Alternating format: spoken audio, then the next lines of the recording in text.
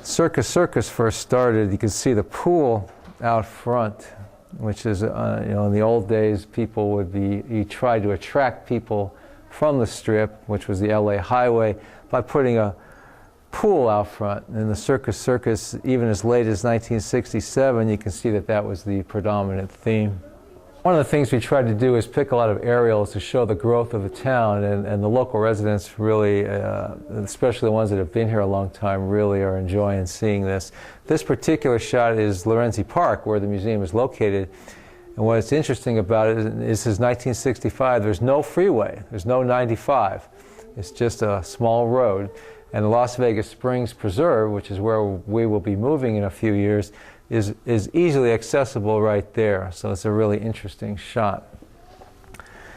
Another aerial from around 1960 shows the original saucer shape of the convention center and the Strip looking west. And what a lot of locals really enjoy is seeing the fact that this is the intersection of Maryland Parkway and Desert Inn, near where the Boulevard Mall is today. And of course, there is absolutely nothing there. There are some community group shots, old students at Las Vegas High School, the old Service League, which is the forerunner of the Junior League.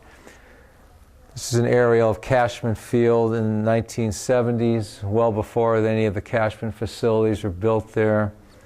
One of my favorite shots, and one of the most spectacular things that we have, is this 1950 aerial map of the entire Las Vegas Valley, all the way from Tule Springs down to Henderson. It's really rare to be able to find that all in one shot. And what's interesting about it is that it shows the natural contours of the land. You can see the washes, the natural washes, where the water flows from west to east. And over the years, of course, so much building has taken place in Las Vegas and in these washes that it's no wonder we've had flood problems throughout the year. There's a wash there. There's a wash here. And there's a wash here. And it all flows into the Las Vegas wash, and then eventually will drain towards Lake Mead. But this is how the water flows in the valley. And of course, this is all built up with apartments and businesses, and thus we have flood problems. But this is a spectacular image of the valley. This is one of our most fun photographs and most popular ones, and it's really one of my favorites. This is a shot of Robbie Knievel jumping over the fountains at Caesar's Palace in 1989. Now, his father, Evel Knievel, had crashed this same jump about 20 years before, but this is different. He made this jump. And what makes this photo so great is that the photographer, Don English of the News Bureau, got this in 9 sequential images from a handheld camera. He put them together, and you can see the entire jump from start to finish. It's just a wonderful photograph. It's one of the iconic photographs of Las Vegas, I think. Now, we do have quite a few pictures of Boulder Dam construction.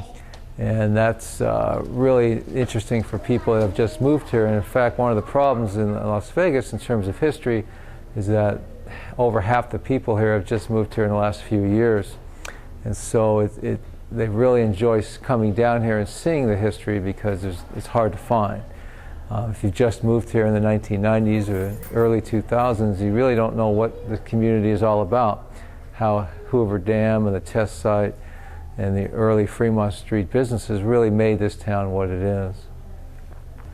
Residents and tourists alike are really loving this show. I mean, people are really enjoying seeing it. They're buying copies in the gift shop that we've made from some of the exhibits, some of the images here.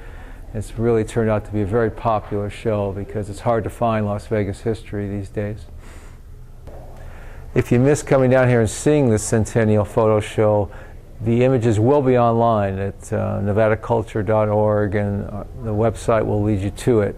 And we plan to put virtually all of this exhibit online at some point.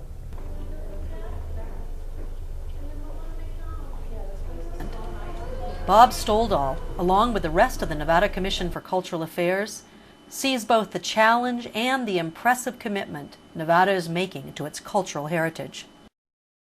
I think it gives us, it's more than just a sense of tradition. It's a sense of connecting with the past, and quite frankly, it connects with the future.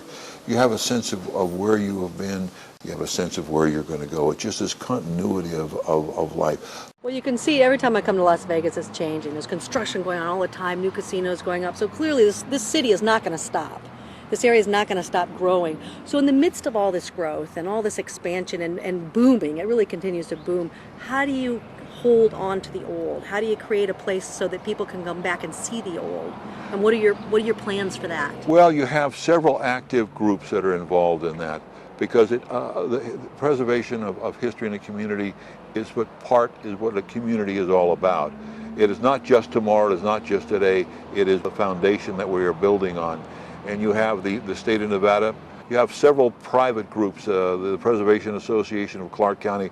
The Junior League working on buildings? The Junior League has preserved a couple of them. They're working on another one as we speak. You have the City of Las Vegas through its Historic Preservation Commission. You have the Mayor's Centennial Commission for its birthday, the 100th birthday of Las Vegas. You have several community groups and government groups that are working together to preserve parts of Las Vegas. The challenge you pointed out, it's a boom town. And so we're always looking at tomorrow and not really remembering yesterday. We've lost several icon buildings, the Las Vegas Ice House, the Las Vegas Hospital. We're losing some of the railroad cottages. So Las Vegas tends not to do well in preserving its history, but at this point, we are going to be saving parts of Las Vegas's history. On May 15, 2005, Bob Stoldahl and thousands of other current-day residents gathered in the old downtown to reenact the land auction of 100 years earlier, complete with period clothing, maps of the original land parcels, and soaring temperatures. First of all, I would like to welcome you to Clarkstown site. We'll begin with lots from Stewart to Garces and from 5th Street to Main Street. Do I hear 100? Do I hear 100? I got 100. Mayor Oscar Goodman pointed to some of the lasting benefits of the centennial celebration. We want to have legacy projects so that our history will be preserved. There will be 21 markers such as this throughout our community, showing the history of where we came from and how Las Vegas evolved into the great city that it is today.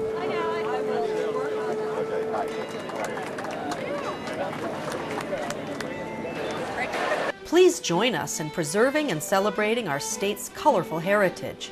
Call 775-684-3448 or visit us at nevadaculture.org.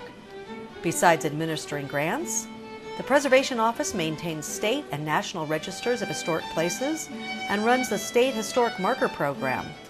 The Preservation Office is part of the Nevada Department of Cultural Affairs, along with the State Library and Archives, Nevada Arts Council, and Division of Museums and History.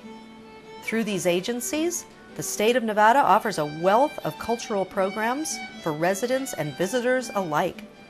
We invite you to check out our website or call 775-687-8323 in Carson City.